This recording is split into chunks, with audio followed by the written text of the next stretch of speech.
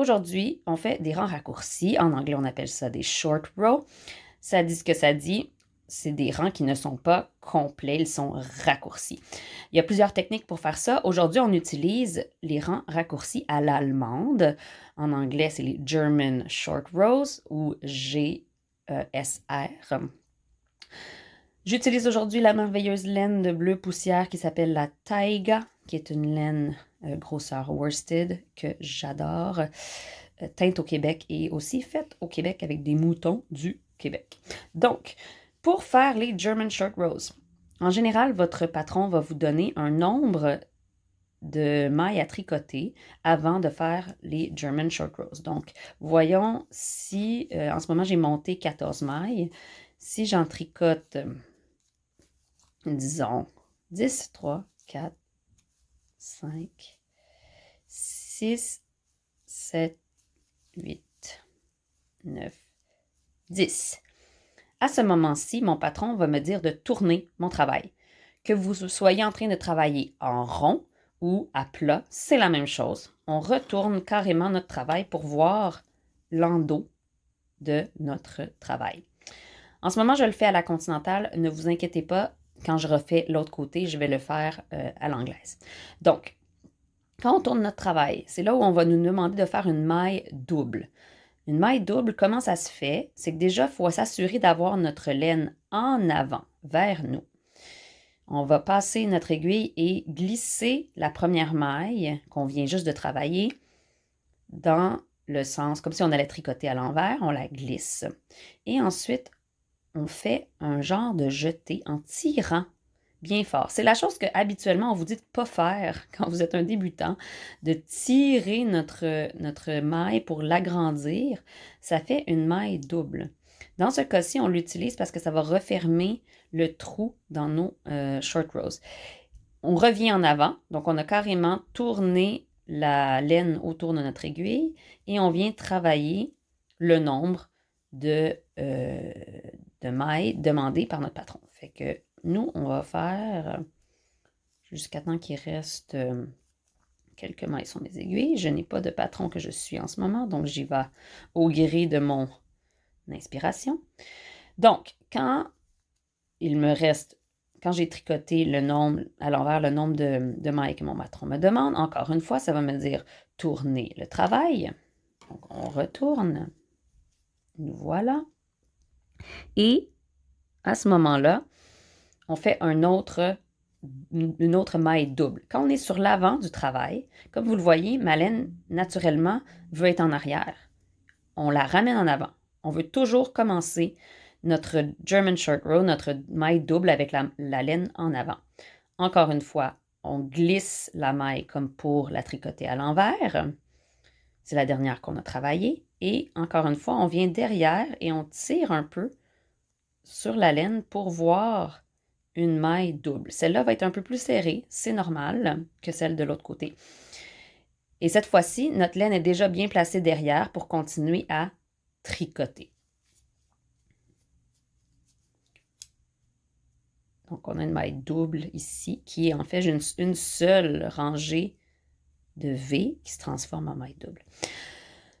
Le patron ensuite va nous demander soit de tricoter un certain nombre de mailles ou de tricoter jusqu'à 2 mailles avant la maille double. À voir dans votre patron. Donc, si ça me dit tricote jusqu'à 2 mailles avant la maille double, je vais prendre ma laine du côté, ici, ou une maille avant, mettons.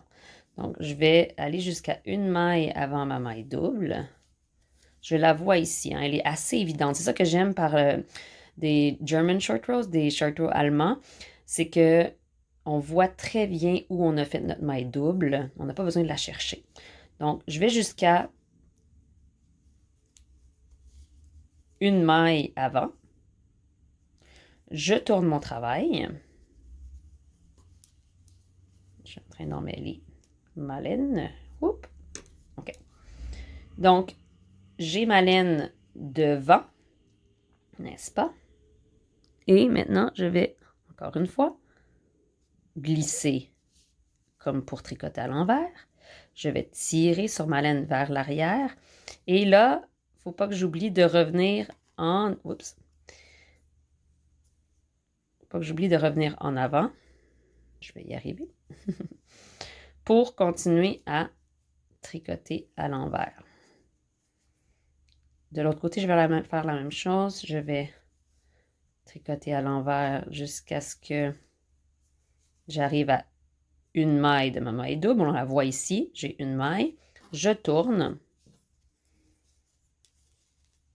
J'amène ma laine devant. Je glisse comme pour tricoter à l'envers.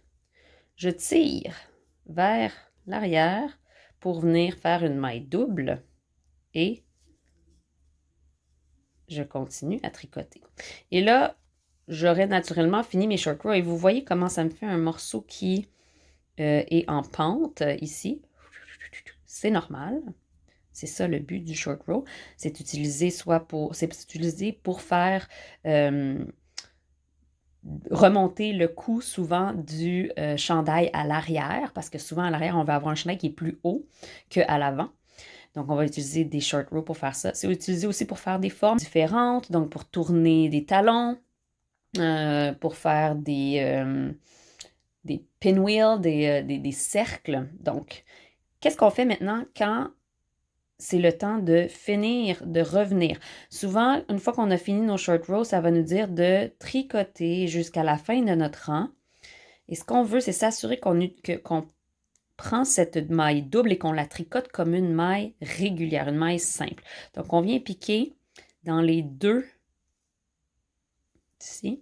ici, dans les deux brins de cette maille double et on la tricote comme si c'était seulement une maille. Vous allez voir quand je vais arriver de l'autre bout.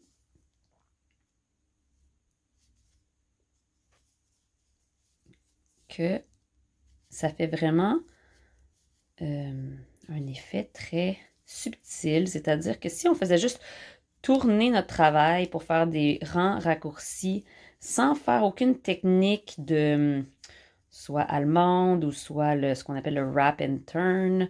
Il y a aussi des short rows japonais. Il y en a plein de différents. Mais si on n'utilise pas une technique en particulier et on fait juste tourner notre travail et on continue dans l'autre sens, ça ferait un trou. Donc, c'est pour ça que c'est important d'utiliser une technique de short row pour refermer le trou. Donc, quand on arrive sur le côté envers à nos mailles doubles, vous allez les voir. J'arrive ici, puis là, je le sens que c'est un peu serré. J'arrive à ma maille double. Donc, ça, c'est ma maille simple. Oups. Et maintenant, cette maille double ici, on la voit. On va venir passer dans les deux brins. Des fois, c'est un petit peu plus tricky. C'est un peu plus difficile de le trouver, mais c'est pas grave. On y arrive ici. Ça en fait une. Tricote la prochaine. Et ici, on la voit aussi. On vient vraiment piquer dans les deux brins. J'ai deux brins sur mon aiguille ici. Je la tricote ensemble. Et ensuite, il ne me reste plus qu'à continuer avec mon patron. Je vais vous montrer ce que ça donne. Donc, si je tire un peu sur mon travail, c'est vraiment difficile de voir où j'ai fait des short rows. C'est ça le but, hein, c'est de les cacher pour qu'après, quand on fait du shaping, on ne le voit pas vraiment.